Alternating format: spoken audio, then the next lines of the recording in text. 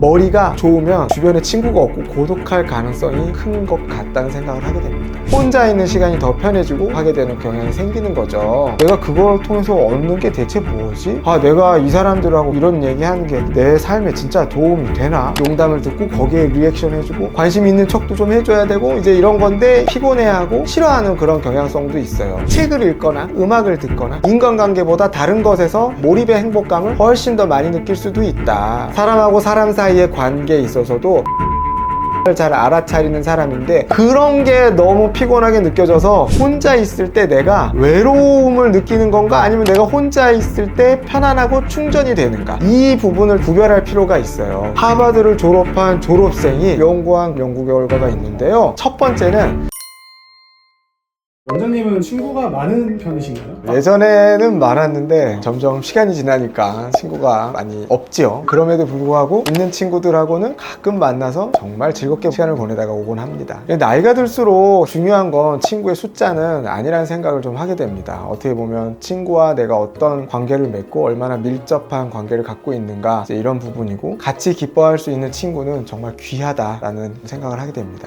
오늘 주제가 지능과 대인관계에 대한 얘기인데, 매체나 혹은 역사적 인물들, 지금 시대에 유명하신 분들 보면은 이 사람 되게 천재인데 친구는 없고, 이런 이미지들이 있으신 분들이 되게 많은데 지능이 대인관계에 정말 영향을 끼칠까요? 우리가 이제 다중지능 이론이나 이런 것들을 보면 여러 가지 지능의 영역이 있지만 사회성은 측정하기가 굉장히 어려운 영역이에요. 그래서 사실 정신과 의사인 제 입장에서도 사회성을 수치로 측정할 수만 있다면 얼마나 좋을까, 이런 생각을 정말 많이 하게 됩니다. 하지만 대체로는 머리가 굉장히 좋으면 여러 가지 역사적인 인물들을 봤을 때 주변에 친구가 없고 고독할 가능성이 큰 것 같다는 생각을 하게 됩니다. 예를 들면 정말 시대의 선구자라고 할 수 있는 유명한 예술가, 베토벤이나 반 고흐나 혹은 뉴턴이나 테슬라 같은 위대한 과학자들도 그런 류에 속하는데, 뉴턴도 굉장히 성격이 괴팍했다고 그래요. 그래가지고 주변에 친구가 별로 없었다고 하고, 테슬라 전기의 아버지라고 볼 수도 있겠죠. 결혼도 하지 않고 굉장히 연구 하나만 이제 몰두해가지고 주변에 사람을 두지 않은 그런 것으로 굉장히 유명한 사람인데, 그래서 정말로 천재는 고독한 존재 아닐까, 이렇게 생각을 하게 되기도 합니다. 그러면 이렇게 지능이 높은 사람들이 왜 이렇게 대인관계에 서투르거나 원치 않은가?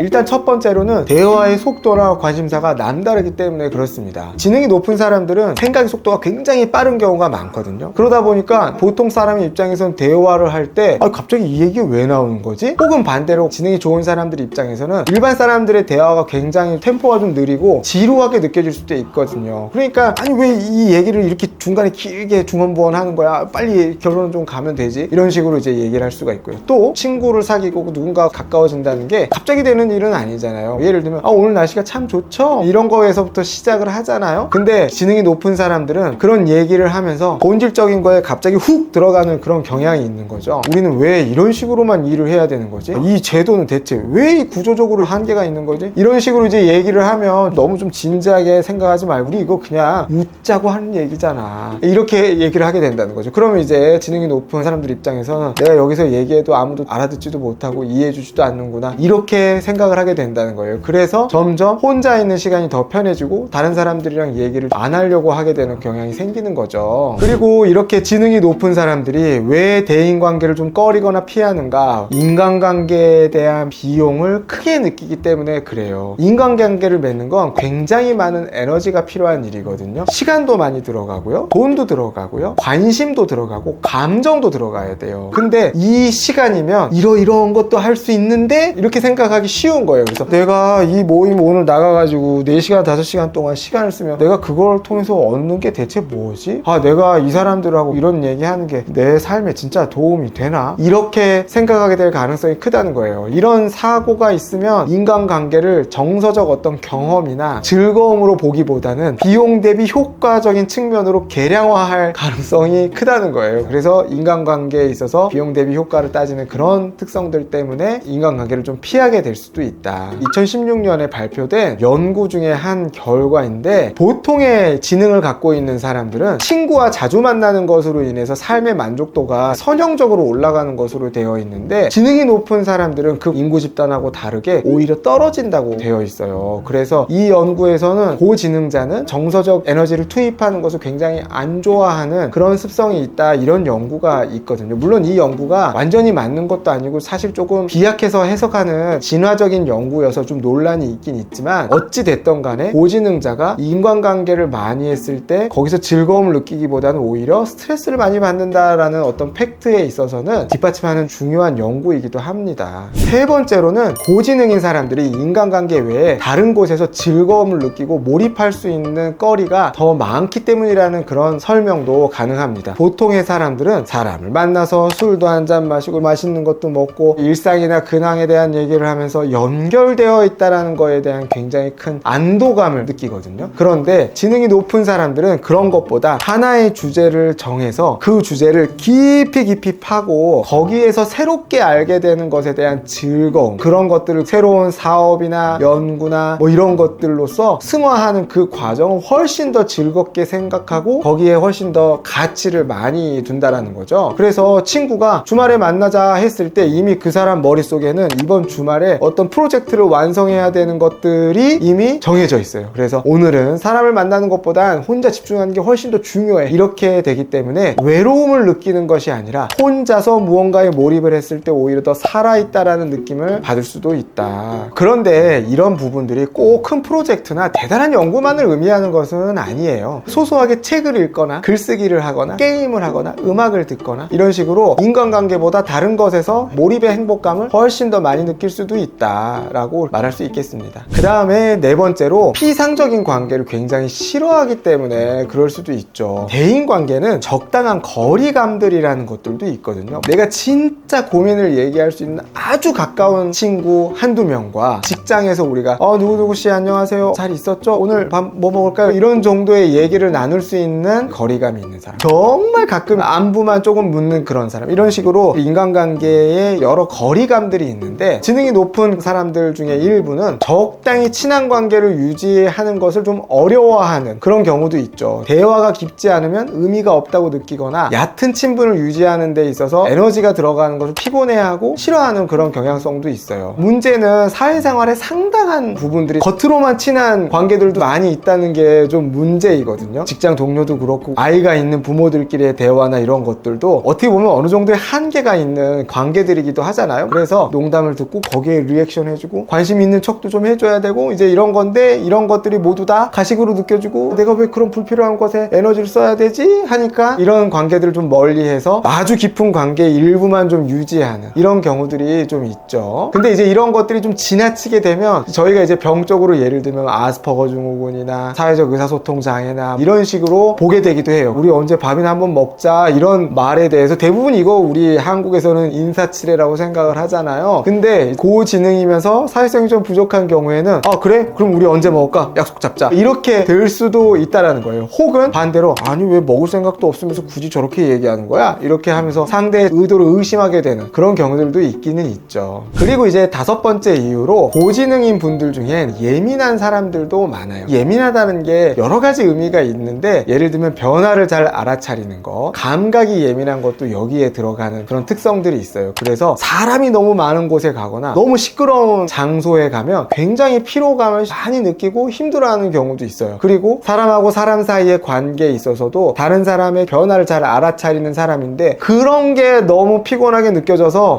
내가 이런 거 너무 힘들어하고 피곤해하니 좀 덜 보는 게 좋겠다, 이렇게 생각하고 안 나가는 그런 경우들도 있다는 거죠. 즉 고지능이면서 정서지능까지 굉장히 높은 경우엔 사람 만나는 거에 너무나 많은 에너지를 쏟기 때문에 오히려 피곤해서 안 나갈 수도 있다. 그래서 그런 데다가 에너지를 너무 많이 쓰다 보니까 혼자 있는 게 이 사람들에게는 힐링이고 회복의 한 방법이다, 이렇게 볼 수도 있는 거죠. 그러면 어찌됐든 제가 고지능자가 아니다 보니까 저희랑은 좀 다를 것 같은데, 이런 고지능자들이 그래도 사회를 살아가려면 어떤 태도를 가지면 유리하게 작용할 수 있을까요?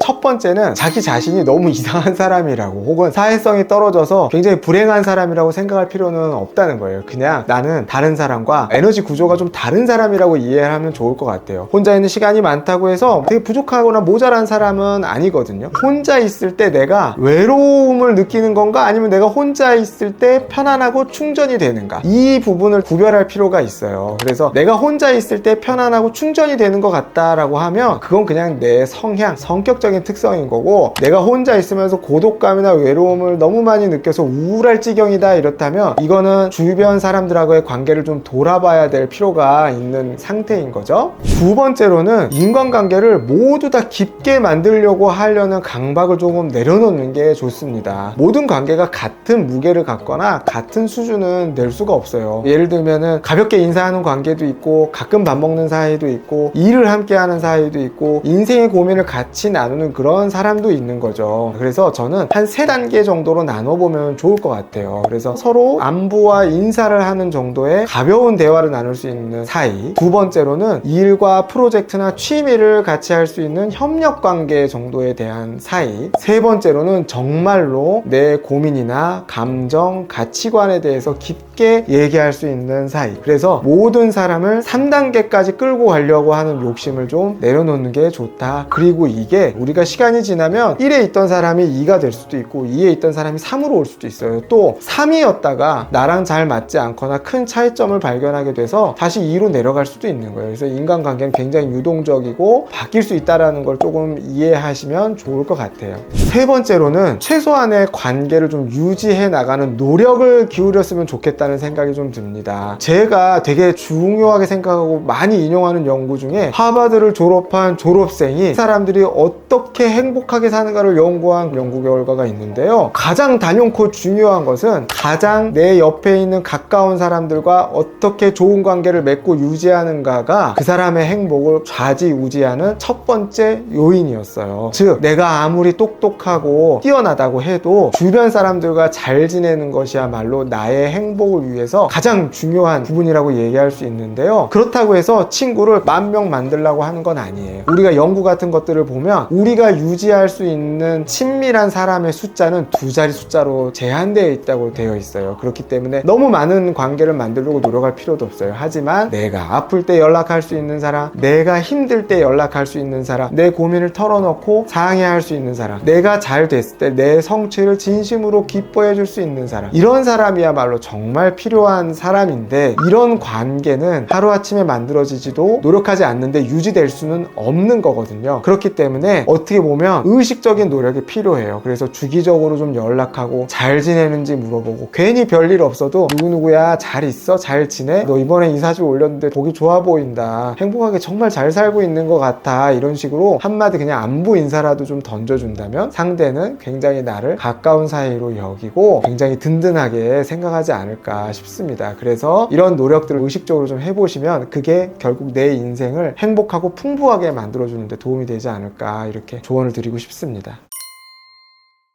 오늘은 지능이 좋은 사람들의 사회성, 인간관계에 대해서 얘기를 좀 해봤습니다. 똑똑할수록 친구가 없다는 말은 반은 맞고 반은 틀린 얘기입니다. 틀린 이유는 똑똑하면서 사회성까지 좋은 그런 사기 캐릭터들도 있기 때문이고요. 또 맞는 부분은 어떤 고지능을 갖고 있으신 분들은 인간관계 외에 다른 것에서 더 큰 즐거움과 기쁨을 느낄 수도 있기 때문에 그렇습니다. 중요한 건 친구의 숫자가 얼마나 많은 것인가가 중요한 건 절대 아니고요. 혼자 있을 때 나는 충전이 되고 더 편안함을 느끼는 사람인가, 아니면 우울하고 외롭고 고독감을 많이 느끼게 되는가, 내가 힘들거나 혹은 즐거울 때 나의 이런 부분들을 얘기할 수 있는 사람이 있는가, 이런 것들이 판단의 기준이 될 것 같아요. 그러니까 고지능자에게 필요한 태도는 혼자 있는 나 자신을 이상하게 생각하지 않는 것, 그리고 인간관계 자체를 별거 아니라고 치부하지 말 것, 그리고 나 자신을, 그리고 다른 사람을 위해 깊은 관계와 가벼운 관계를 좀 섞어서